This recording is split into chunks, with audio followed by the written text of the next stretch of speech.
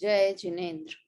निज स्वरूप को परम रस जामे भर्यो अपार, वंदो परमानंदमय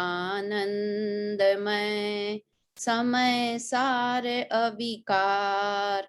कुंद कुंद मुनि चंद्रवर अमृत चंद्र मुनीन, आत्मरसी बनारसी वंदो पद अरविंद। पंडित बनारसी दास जी कृत नाटक समयसार ग्रंथ पर हम चर्चा कर रहे हैं, या कहें हम समयसार ग्रंथ ही पढ़ रहे हैं। समयसार ग्रंथ में जो कलश आए हैं, उन कलश के भावों को नाटक समयसार में बनारसी दास जी ने प्रस्तुत किया है। हम संवर द्वार पढ़ रहे हैं और संवर द्वार में हम भेद विज्ञान की चर्चा कर रहे हैं। हमने अभी जो भी 3-4 छंद पढ़े उसमें मुख्य रूप से भेद विज्ञान की चर्चा की है। तो भेद विज्ञान और संवर का आपस में क्या रिलेशन है वो आज हमको पढ़ना है। कि हम तो संवर द्वार पढ़ रहे हैं, उसमें भेद विज्ञान की बात कहाँ से आ गई। हमने कल भी चर्चा की थी पिछली क्लास में भी कि भेद विज्ञान अर्थात क्या। भेद विज्ञान, भेद मतलब भिन्न करना, विज्ञान मतलब विशेष ज्ञान, भिन्न भिन्न वस्तुओं को जानना, उसे भेद विज्ञान कहते हैं। और एकदम सटीक परिभाषा तो यह है कि स्व और पर के बीच की विभाजन रेखा को भेद विज्ञान कहते हैं। स्व और पर के बीच की विभाजन रेखा को भेद विज्ञान कहते हैं। मतलब सिर्फ हमें स्व और पर को जानना नहीं है, किंतु कैसे जानना है कि ये स्व मैं हूं और ये दूसरी चीजें पर है, ये मैं नहीं हूं, वैसा जानना उसे भेद विज्ञान कहते हैं, है ना। जैसे अपन ने पिछली क्लास में किया था कि वो बालक अपनी माँ को ढूंढने के लिए निकला, तो जितनी दिखती जा रही है माएं, उन्हें जितनी स्त्रियां दिखती जा रही, उन्हें देखता जा रहा है और क्या सोचते जा रहा है, ये मेरी मम्मी नहीं है, ये मेरी मम्मी नहीं है। तो वो पर को सही जान रहा है ना। वास्तव में जैन धर्म में एक ही वस्तु अपनी है, बाकी सब चीजें पर है ना। और एक वस्तु क्या, एक आत्मा अपनी है, एक आत्मा ही उपादेय है, बाकी सब पर है।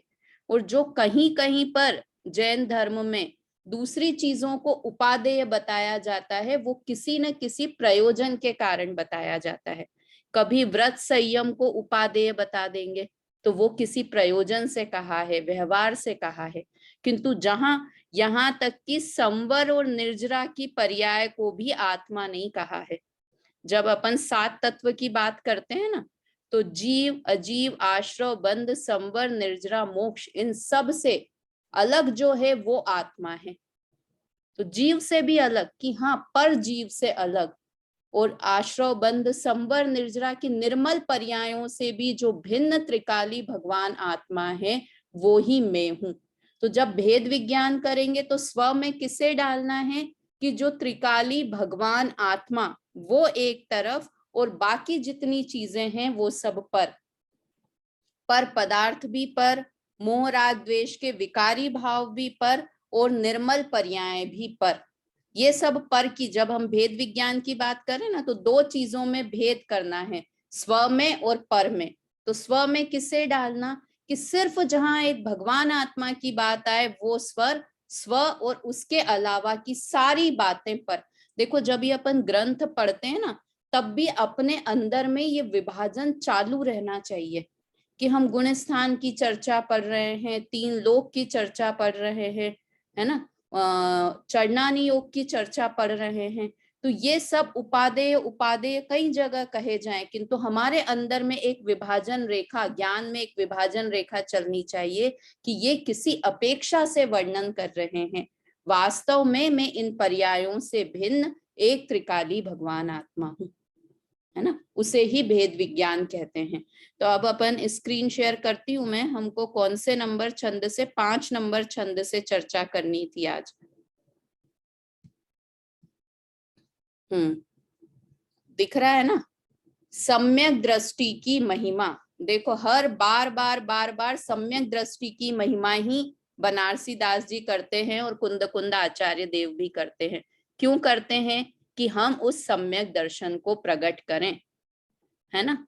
देखो पढ़ते हैं, इसको छंद को पढ़ते हैं और इसका अर्थ बहुत बहुत इंटरेस्टिंग छंद है और इसका अर्थ भी बहुत अच्छा है। देखिए पढ़ते हैं। भेदि मिथ्यात्व सुभेदि महारस भेद विज्ञान कला जिन पाई, जो अपनी महिमा अवधारत त्याग करे उर सोंज पराई, उद्धत रीति फुरी जिनके घट होत निरंतर ज्योति सवाई, ते मतिमान सुवर्ण समान लगे तिनको न सुपाशुप खाई। देखिए भेद मिथ्यात्व सुबेदी महारस, मिथ्यात्व का तो जिन्होंने नाश कर दिया है, भेद कर दिया है, नाश कर दिया है। सुवेदी महारस, और किसका वेदन चल रहा है? कि महारस का, अमृत सम्यक रूपी अमृत का जिन्हें वेदन चल रहा है और जिन्होंने भेद विज्ञान की कला जिन्हें प्राप्त हो गई है। ये सब जीव कौन है? ये तीनों चीजें किसे हुई है? कि सम्यक दृष्टि जीव को। वास्तव में मिथ्यात्व का भेद करना, सम्यक्त्व की प्राप्ति करना या भेद विज्ञान कला प्रकट होना, ये सब एक ही बात है। तो जिन्हें ये चीज हो गई है वो क्या करते हैं? जो अपनी महिमा अवधारत त्याग करे उर सोंज पराई। भेद विज्ञान करते हुए क्या करना है? कि पर का त्याग करते जाना है और अपनी महिमा को लाते जाना है। कि अरे मैं ये भी नहीं, मैं इससे भी उत्कृष्ट पदार्थ हूँ, मैं ये भी नहीं, मैं तो इससे भी उत्कृष्ट पदार्थ हूँ। तो हमने सही भेद विज्ञान किया। क्या दो काम लिखे? देखो पहले अपनी महिमा को अवधारण करना, अवधारण करना मतलब ग्रहण करना कि मैं ऐसा महिमावंत हूँ। तो अपनी महिमा का अवधारण करना और पर को, पर की सोच को, मतलब ये पर मेरे हैं, पर की ममता को छोड़ते जाना कि ये मैं नहीं हूं, ये मेरे भाव नहीं है, मोह राग द्वेष के भाव मेरे परिणाम नहीं है, ये मुझे दुखी करने वाले परिणाम है। तो वास्तव में तब भेद विज्ञान सही है। अगर हम कहें हम तो पर को भी जान रहे हैं और स्व को भी जान रहे हैं, सिर्फ जानना भेद विज्ञान नहीं है। क्या कहा? सिर्फ जानना भेद विज्ञान नहीं है, जानकर स्व को स्व मानना और पर को पर जानकर छोड़ते जाना, उसका नाम भेद विज्ञान है ना। जानने में सब चीजें आएंगी, जानने में किसी का निषेध नहीं है, जानने में स्व भी आए पर भी आए, किंतु जहां स्व की बात आए कि ये ही मैं हूं और जो बाकी चीजें हैं वो मैं नहीं हूं, उसका नाम भेद विज्ञान है। हमने स्व को भी जान लिया, पर को भी जान लिया, किंतु अपना पराये का भेद नहीं किया, तो हमने वास्तव में स्व पर को जाना ही नहीं। स्व पर को जानने का मतलब ही ये है कि अपना ग्रहण किया और पर का त्याग कर दिया। समझ में आया ना। देखो अपन ने पहले भी एक बार बात की थी कि हम लड़की की शादी हो, हमको अपनी लड़की के लिए, बेटी के लिए लड़का ढूंढना है, तो हम क्या करेंगे कि बहुत सारे लड़के देखेंगे, है ना। देखने में बुराई नहीं है, देखना भी चाहिए। फिर क्या करेंगे कि नहीं, इस लड़के में ये बुराई है, इसे छोड़ते हैं, इस लड़के में ये बुराई है, अरे ये रात में भोजन करता है, ये हमारे योग्य नहीं है, अरे इसे तो धर्म की रुचि ही नहीं है, ये हमारे योग्य नहीं है, ये तो खाली नामधारी जैन है, ये हमारे योग्य नहीं है। तो जाना और जान जान के क्या किया? छोड़ते चले गए। और जो सबसे उत्कृष्ट दिखा कि ये मेरी बेटी के योग्य है, कि ये पूरा धार्मिक है, जैसा हमारे घर का रहन सहन है वैसा रहन सहन है, बिल्कुल ऐसा है, धर्म में रुचिवंत है, जो भी चीजें हमें चाहिए, पैसे भी हैं, लुक में भी अच्छा है, जितनी भी चीजें हमें चाहिए, सर्व गुण संपन्न मिल गया। तो फिर पर को छोड़ते गए और स्व पे दृष्टि केंद्रित कर ली, और स्व पे दृष्टि केंद्रित हो गई और हमने पक्का रिश्ता कर लिया, शादी भी हो गई। अब कोई दूसरे लड़के आए, बताए हमें कि देखो ये लड़का भी था, ये लड़का भी है, ये भी, तो भी हमें उसकी महिमा नहीं आएगी। क्यों नहीं आएगी? कि जो हमने चुन लिया ना वो सर्वश्रेष्ठ है, अब तुम कोई अरबों खरबोपति भी बता दो कि नहीं, जो अब हमारे जो कंवर साहब हो गए हैं ना, वो सबसे बढ़िया है, अब हमको किसी की जरूरत नहीं है। तो ऐसे ही सम्यक दृष्टि जीव पहले स्व और पर की भिन्नता करता है, तो पर को छोड़ते जाता है। अब स्व एक मिल गया तो बाकी पर जानने में आते हैं, किंतु उसमें उसकी रुचि नहीं लगती, उसमें उसका अपनापन नहीं होता। क्यों? क्योंकि स्व को जान लिया, एक उत्कृष्ट पदार्थ मिल गया ना, तो अब कितने भी पर पदार्थ उसके ज्ञान में शुभाशुभ भाव आते रहे, किंतु फिर भी उसकी दृष्टि उन पर नहीं जाती है।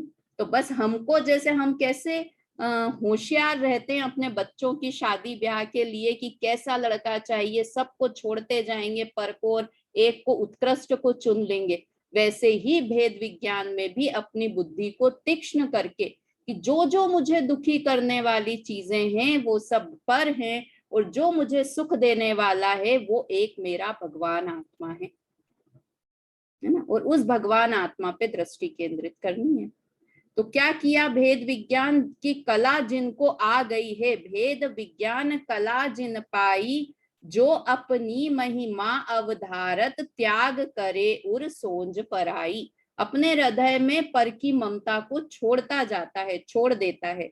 उद्यत रीति पुरी जिनके घट होत निरंतर ज्योति सवाई, कि बढ़ती हुई सम्यक ज्ञान की ज्योति जिनके हृदय में प्रकट हो गई है, वो क्या होती है कि निरंतर सवाई होती जाती है। सवाई किसको बोलते हैं? सवा, एक और एक से भी ज्यादा, मतलब जल्दी। वो बोलते हैं ना, तो ये तो सवाई बुद्धि का धनी है, मतलब बहुत ज्यादा बुद्धि है। सवा बोलते हैं ना, एक और एक से अधिक को सवा बोलते हैं। तो बहुत, मतलब वो ज्योति, जो सम्यक ज्ञान की ज्योति प्रकट हुई, वो ज्योति निरंतर निरंतर बहुत स्पीड से बढ़ती जाती है, उसको यहाँ शब्द दिया सवाई होती जाती है। मतलब वो ज्ञान की ज्योति। देखो यहाँ पर फिर एक बात ध्यान रखना कि यहाँ कहीं भी क्षयोपशम ज्ञान की बात नहीं है, कि अगर कोई सम्यक दृष्टि हो गया तो उसका क्षयोपशम ज्ञान की ज्योति सवाई होती चली जाती है। यहाँ पर सवाई शब्द का अर्थ है कि ज्ञान की निर्मलता निरंतर बढ़ती चली जाती है। समझ में आया कि अब सम्यक दृष्टि हो गया है तो उसे पूरा 11 अंग 9 पूर्व का ज्ञान होना ही होना चाहिए, द्वादशांग का ज्ञान होना ही चाहिए। देखो उपाध्याय परमेष्ठी तो कोई कोई होते हैं, है ना, जो द्वादशांग के पाठी होते हैं, वो उपाध्याय परमेष्ठी तो कोई कोई होते हैं। बाकी जो साधारण साधु और आचार्य, कदाचित हो आचार्य भी द्वादशांग के पाठी नहीं हो, किंतु उनमें नेतृत्व का गुण अधिक हो तो उन्हें आचार्य की पदवी मिल गई हो, ज्ञान की विशेषता हो, किंतु जरूरी नहीं है द्वादशांग के पाठी हो। तो सामान्य साधु और मुनिराज और आचार्य भी मोक्ष को जाते हैं ना। तो इसलिए कहीं भी ये ज्ञान ज्योति सवाई होती है, बढ़ती जाती है, इसका मतलब ये नहीं है कि क्षयोपशम ज्ञान बढ़ता जाता है। उनका ज्ञान और निर्मलता की ओर बढ़ता जाता है, केवल ज्ञान की तरफ बढ़ता जाता है। उसे कहा है होत निरंतर ज्योति सवाई, है ना। तो ऐसे देखो ये अगली लाइन कितनी अच्छी, ते मतिमान सुवर्ण समान लगे तिनको न शुभाशुभ काई। ये मेरे को इतनी अच्छी लाइन लगी। वे मतिमान, मतिमान मतलब समझदार लोग, मतिमान मतलब बुद्धि के खजाना, मतलब बहुत समझदार लोग हैं। वो कैसे होते हैं? स्वर्ण के समान होते हैं। स्वर्ण कैसा होता है? स्वर्ण के समान होते हैं मतलब क्या होता है कि जैसे स्वर्ण को हम किसी में भी डाल दें, स्वर्ण को हम पानी में पटक दें तो उसमें काई लगेगी? नहीं लगेगी। कीचड़ में पटक दें हम तो उसमें काई लगेगी कि नहीं लगेगी।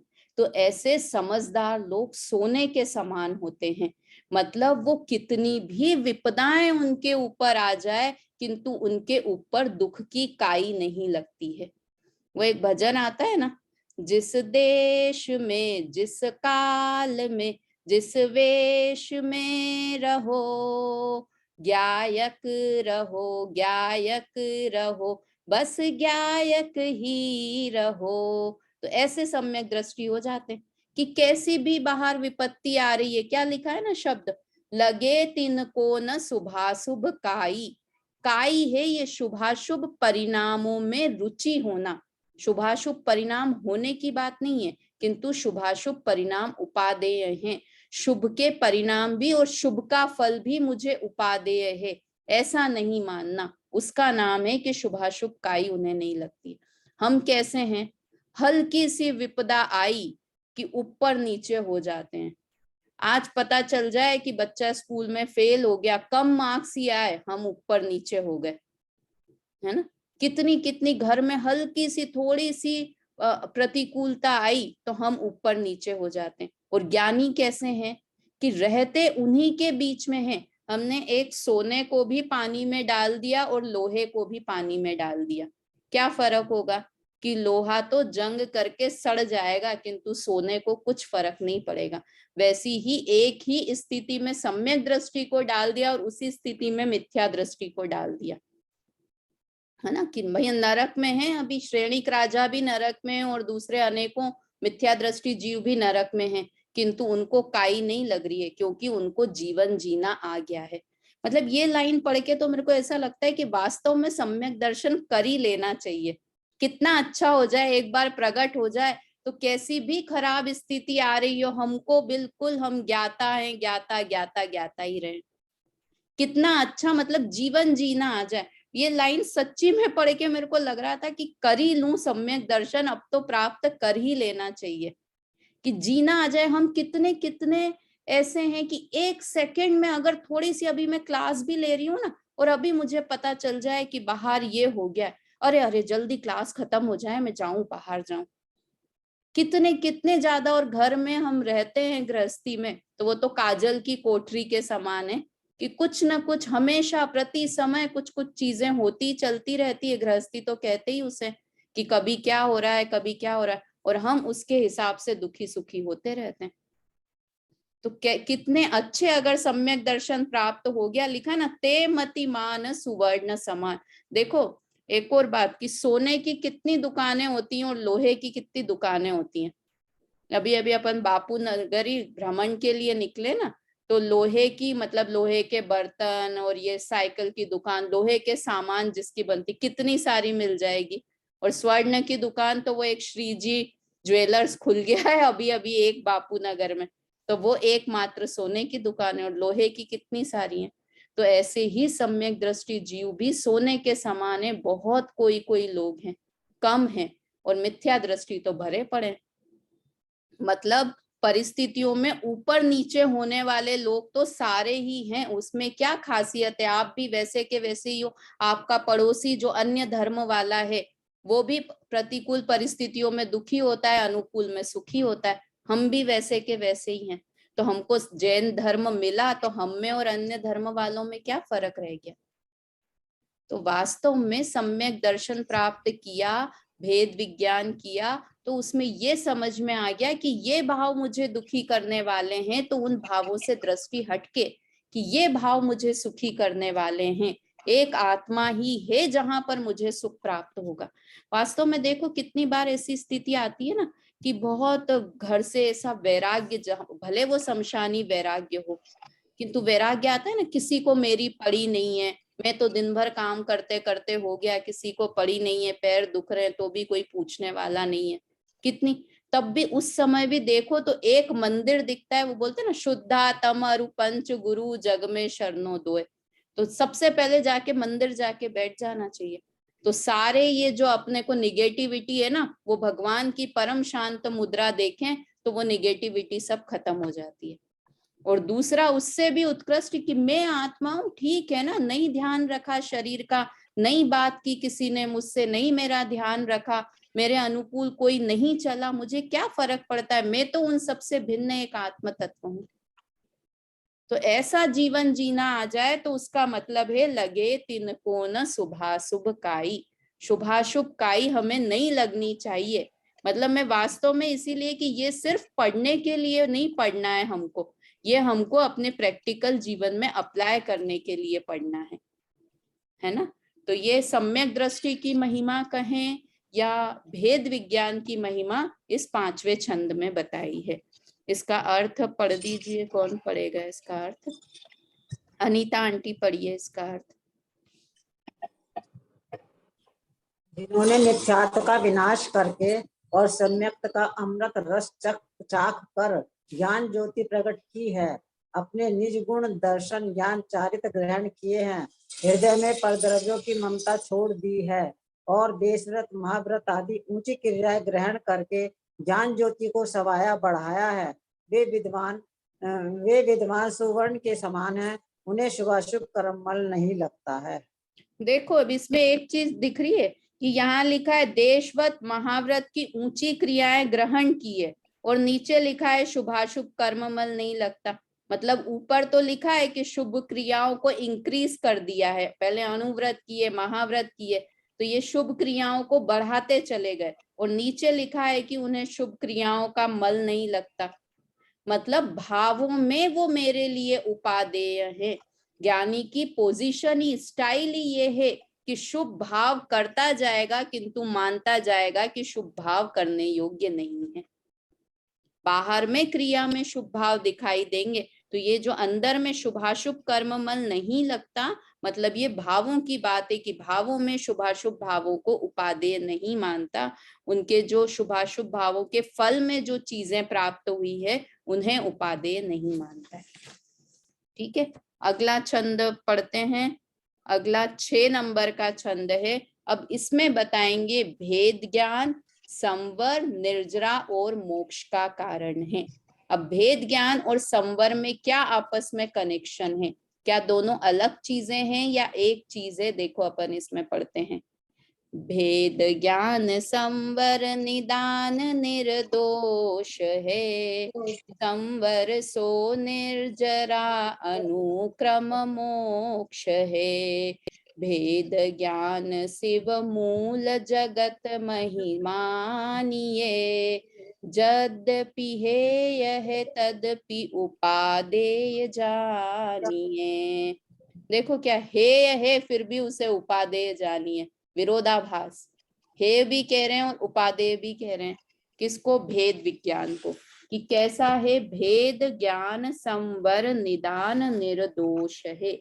निदान का अर्थ होता है कारण, भेद ज्ञान संवर का कारण है ना, संवर, और निर्दोष है, किसी तरह का दोष नहीं है।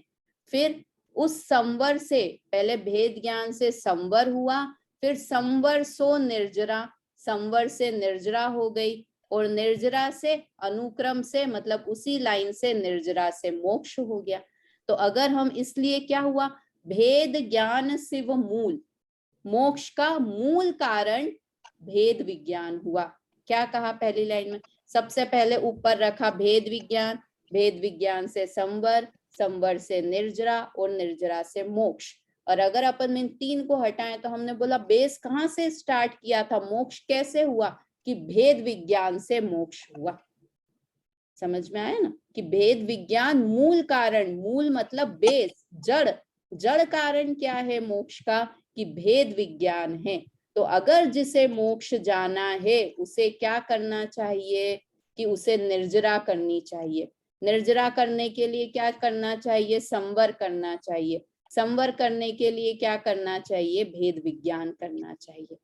अगर अभी अपने को कोई बात कहे, मैं कहूँ बेला भाभी आप मोक्ष में जाने वाले हो, आप मोक्ष में चले जाओगे, अरे कैसे पॉसिबल है, मैं तो अभी स्त्री पर्याय में, मुझे तो इतने बुरे परिणाम चलते हैं, इतना राग द्वेष चलता है, मुझे तो कुछ ज्ञान नहीं है, मुझे कहाँ मोक्ष हो जाएगा। तो ये एक हास्यप्रद चीज लगती है अगर कोई मुझे तुरंत कहे कि मैं मोक्ष में जा सकता हूँ, है ना, कि नहीं जा रहे। अभी हम गिनाने लग जाएंगे, स्त्री पर्याय में कहाँ मोक्ष होता है, पंचम काल में कहाँ मोक्ष होता है, 10 चीजें हम गिना देंगे। हमसे बड़े बड़े विद्वान बैठे हैं, अभी हम कहाँ मोक्ष जाएंगे, अभी तो वो सब मोक्ष जाएंगे, कितनी सारी बातें। तो हम कहें कि मोक्ष नहीं जा सकते, भेद विज्ञान तो कर सकते हो ना, हाँ भेद विज्ञान तो कर सकते हैं, है ना, भेद विज्ञान। और भेद विज्ञान कर लिया मतलब वो जड़ लग गई तो उससे पक्का है कि मोक्ष की भी प्राप्ति होगी। तो ऐसे जीव को, जो संसारी जीव हैं, जगत के जीव हैं, उन्हें कहाँ से स्टार्ट किया, कि तुम्हारे लिए करने योग्य भेद विज्ञान है। और आगे संवर का क्या, निर्जरा का क्या, मोक्ष का क्या, कि वो सब चीजें हो जाएंगी, अपने आप होती चली जाएंगी। हमें भेद विज्ञान करना। देखो अब यहाँ लिखा भेद विज्ञान संवर का कारण है। तो जो अपन ने अभी शुरू शुरू में बात की थी ना कि भेद विज्ञान और संवर में वास्तव में कई जगह तो भेद विज्ञान और संवर को एक ही कहा है। कई शास्त्रों में गुरुदेव ने ये बात बताई, इसमें लिखा है कि भेद विज्ञान और संवर वास्तव में दो अलग चीजें नहीं है, एक थिन हेयर लाइन जितना डिफरेंस है। कि भेद विज्ञान से हमने ये जाना कि ये स्व और ये पर, ये चीज मेरी और ये चीज पराई।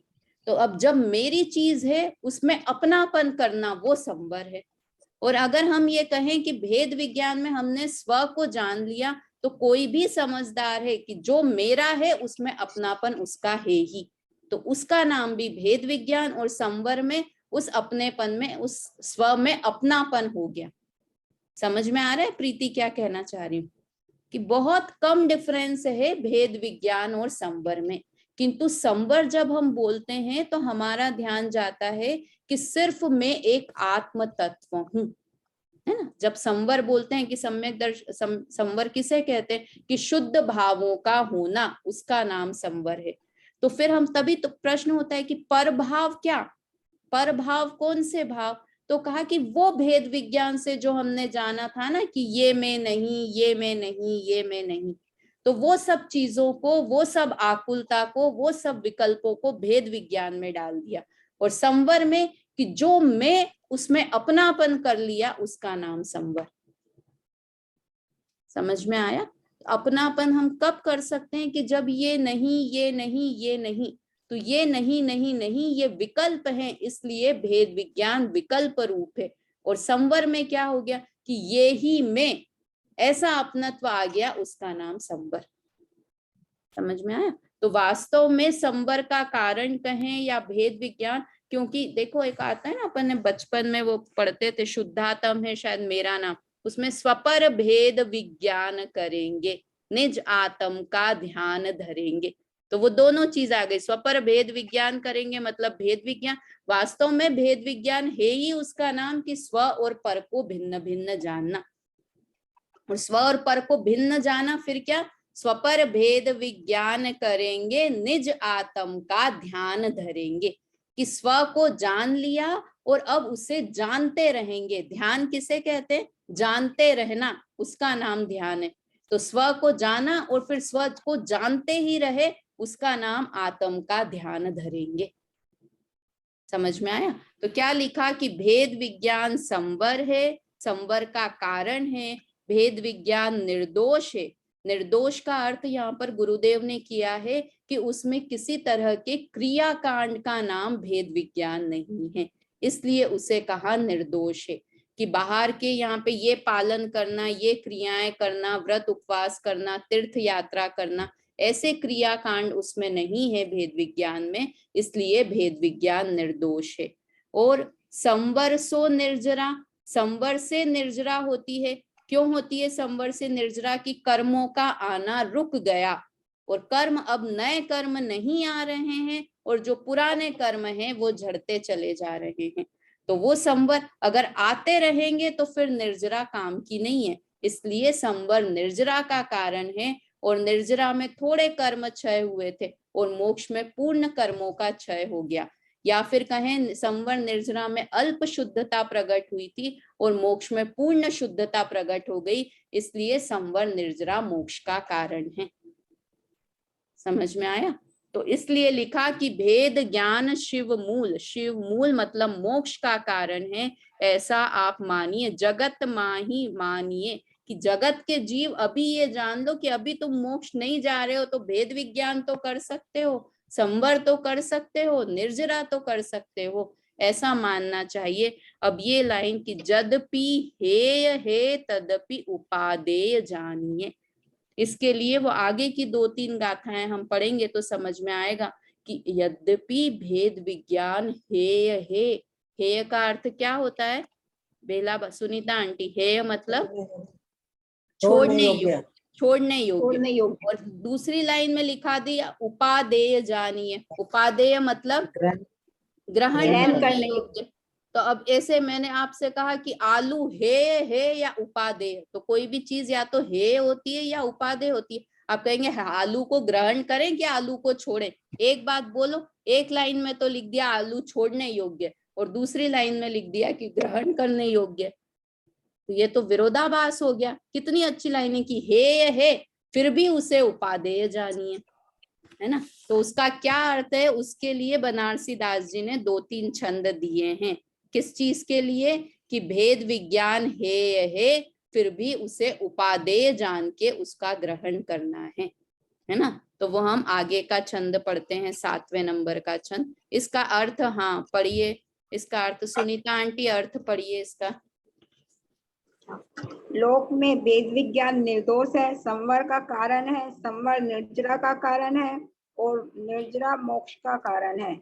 इससे उन्नति के क्रम में भेद विज्ञान ही परंपरा मोक्ष का कारण है। यद्यपि वह त्याज्य है तो भी उपादेय है। भावार्थ, भेद विज्ञान आत्मा का निस्वरूप नहीं है, इसलिए मोक्ष का परंपरा कारण है, असली कारण नहीं है। परंतु उसके बिना मोक्ष के असली कारण सम्यक तो संवर निर्जरा नहीं होते, इसलिए प्रथम अवस्था में उपादेय है और कार्य होने पर कारण कला प्रपंच ही होते हैं, इसलिए शुद्ध आत्म स्वरूप की प्राप्ति होने पर हे है। हाँ, मतलब ये कारण तो है, किंतु कारण जब कार्य की प्राप्ति हो जाती है तो कारण हेय हो जाता है ना। इसलिए कारण, कार्य की दृष्टि से कारण को हेय कहा है। तो जब मोक्ष रूप कार्य की प्राप्ति हो गई तो भेद विज्ञान रूप कारण हमारे लिए हेय हो गया। अब बताओ ये भेद विज्ञान कब तक रहता है, कोई बता सकता है कि भेद विज्ञान कौन से गुणस्थान से होता है और कौन से गुणस्थान तक चलता रहता है? चौथे गुणस्थान से ही हो जाएगा ना भेद विज्ञान तो। हाँ, और कब तक चलता है? 12वें तक, गुणस्थान तक। 10वें तक चलेगा, 10वें 10वें तक ही चलेगा, फिर अनंत भगवान नहीं करेंगे भेद विज्ञान? नहीं, 14वें तक ही चलेगा ना वो तो। चलो भेद विज्ञान छोड़ो, संवर बताओ, संवर बेला भाभी, संवर की शुरुआत कब होती है और संवर की पूर्णता कब होती है?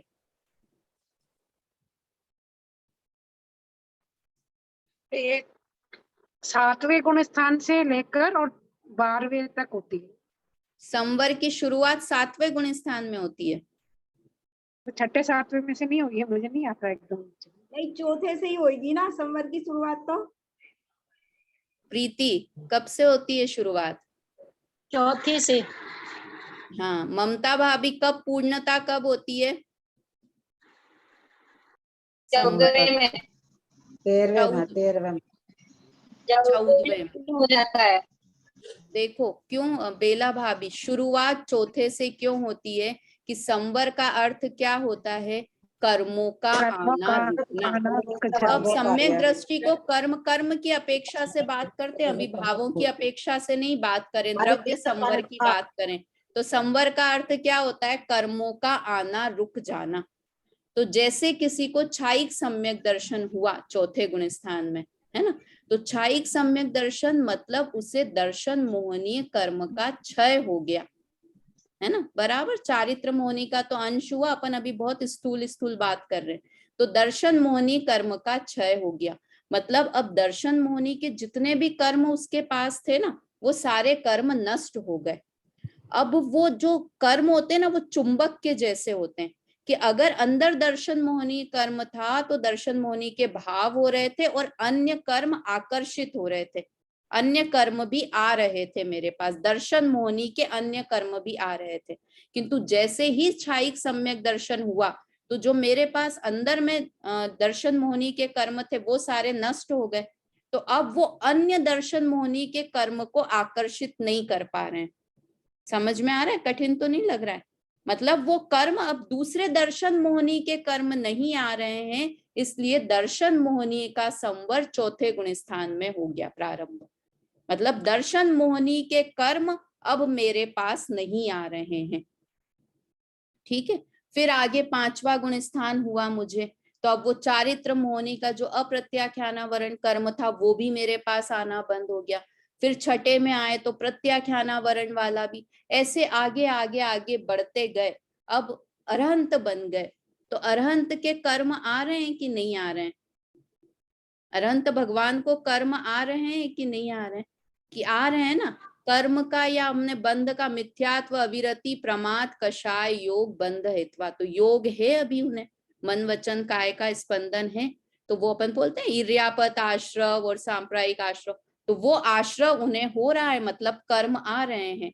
और बाकी दूसरे कर्मों की निर्संवर भी हो रहा है, दूसरे कर्म नहीं आ रहे हैं, कुछ कर्म नहीं आ रहे हैं और कुछ कर्म आ रहे हैं। तो कब तक चलती रही ये, कि कब तक कर्म आते रहे, कि 14वें गुण स्थान तक कर्म आते रहे, मतलब आ रहे थे और वो रुक नहीं रहे थे, बंद नहीं रहे थे, वो सब अपन डिटेल में नहीं जाते। तो संवर कब तक होता रहा, कि 14वें गुण स्थान में संवर की पूर्णता हुई। और पूर्णता कब हुई, कि जब मोक्ष रूप कार्य हो गया, अब निर्जरा पूरी हो गई, मोक्ष रूप कार्य हो गया, तो अब वो संवर का स्टॉप हो गए, कि अब कोई भी कर्म आ ही नहीं रहे हैं, किसी भी तरह के कर्म आ नहीं रहे, दरवाजा पूरी तरह से बंद हो गया है कर्मों के आने का, है ना। तो चौथे गुण स्थान में थोड़ा सा दरवाजा बंद हुआ, छठे में और हो गया, 8वें में और हो गया, 10वें में और हो गया, और जब अरहंत बन सिद्ध बन गए तो पूरा दरवाजा बंद कर दिया, आप कर्मों की नो एंट्री हो गई। तो वहां पर संवर की पूर्णता कब हुई, दरवाजे कब बंद हो गए कर्मों के, कि अरहंत सिद्ध बने, मतलब 14वें गुण स्थान के अंत तक कहो। और भी अपन जब कर्णान योग के करते हैं तो बात तो वो 14वें गुण स्थान का भी बहुत कम समय, तो 13वें के अंत और 14वें की शुरुआत में, उतना डिटेल पे नहीं, किंतु मोटे तौर पे कहेंगे तो 14वें गुण स्थान पे संवर की पूर्णता हो गई, है ना। और फिर सिद्ध बन गए तो कार्य प्रकट हो गया, तो अब कारण की जरूरत, तो भेद विज्ञान कार्य प्रकट होने तक उपादेय था। फिर अब जब मोक्ष रूप कारण मिल गया, मतलब कार्य प्रकट हो गया, तो वो कारण मेरे लिए फिर काम का नहीं है, तो इसलिए कारण को हेय कह दिया। इसलिए लिखा कि यद्यपि हेय है तदपि उपादेय जानिए, कि अभी तो करने योग्य है, अभी मेरे पास मोक्ष जाना है, तो भेद विज्ञान के अलावा और कोई चारा नहीं है। मैं अभी कहूँ, वही कहा ना कि बेला भाभी से अभी कहूँ कि आपको मोक्ष हो जाएगा, तो पॉसिबल ही नहीं लगेगा, है ना। कि भाई पहले श्रद्धा में तो हो कि स्व और पर भिन्न है, तो इसलिए प्रारंभिक भूमिका में जब तक मोक्ष रूप कार्य नहीं होता, तब तक वो भेद विज्ञान रूप कारण जरूरी है। और जब कार्य प्रकट हो गया तो वो कारण प्रपंच ही, लिखा है ना, कार्य होने पर कारण प्रपंच ही होते हैं, इसलिए वो प्रपंच रूप होके वो फिर मेरे लिए यूजफुल नहीं है, किंतु प्रारंभिक भूमिका में उपादेय है। एक छंद और हो जाएगा, ये 7वां छंद और कर लेते हैं, फिर 8वें छंद की चर्चा अगली क्लास में करेंगे, 8वें 9वें की। आत्म स्वरूप की प्राप्ति होने पर भेद ज्ञान हेय है, वही कार्य हो गया तो फिर कारण की जरूरत नहीं है। एक बार बोलते हैं दोहा साथ में, भेद ज्ञान तब लो भलो, जब लो मुक्ति न होई, परम ज्योति पर गट जहां, तहां न विकल्प कोई। कि भेद ज्ञान तब लो भलो, तब लो मतलब तब तक मेरे लिए भला है, कब तक, जब लो मुक्ति न होई, कि जब तक मुझे मुक्ति की प्राप्ति नहीं होती तब तक मेरे लिए भला है। परम ज्योति पर गट जहां, परम ज्योति मतलब उत्कृष्ट ज्योति, उत्कृष्ट ज्योति, परम का अर्थ उत्कृष्ट होता है, उत्कृष्ट ज्योति अर्थात केवल ज्ञान, किंतु जब केवल ज्ञान जहां प्रकट हो गया, तहां न विकल्प कोई, वहां पर फिर किसी तरह का विकल्प नहीं। अब वो ऐसा अरहंत परमेश्वर या सिद्ध भगवान को भी ऐसा विकल्प, अरे ये पर हैं, अरे ये मेरे पूर्व भव के माँ बाप है, अरे अरे इन्हें हटाओ ये पर हैं, ये राग द्वेष के भाव आने, अरे अरे अरे राग द्वेष के उनको भाव ही नहीं है, ये मुझे अघातिया कर्म है शुभ वाले, ये भी मेरे लिए पर हैं, इन्हें हटाओ इन्हें हटाओ, ऐसा विकल्प भी नहीं है वहां पर। विकल्प क्योंकि एक स्व पे जो अपन ने शुरू में उदाहरण की बात की थी ना, कि हमें हमारा अच्छा सा कंवर साहब जमाई मिल गया है, अब मुझे कोई परद्रव्य देखने ही नहीं है, तुम अरबों खरबों कितना भी अच्छा, बहुत अच्छा स्टेटस है, बहुत अच्छी सर, देखना ही नहीं है, जो हमारे कंवर साहब हैं वो बेस्ट हैं। तो ऐसे ही जिसे स्वतत्व मिल गया है, तो अब उसे कोई पर का विकल्प है ही नहीं, किसी भी तरह का विकल्प आते रहे ना, बाहर से कितने भी उपद्रव होते रहें, किंतु वो एक ज्ञानी अलग ही अपनी मस्ती में धुन में रहता है। तो ये इसका अर्थ हुआ। पढ़ो इसका अर्थ, ममता भाभी पढ़ दीजिए इसका अर्थ 7वें छंद का।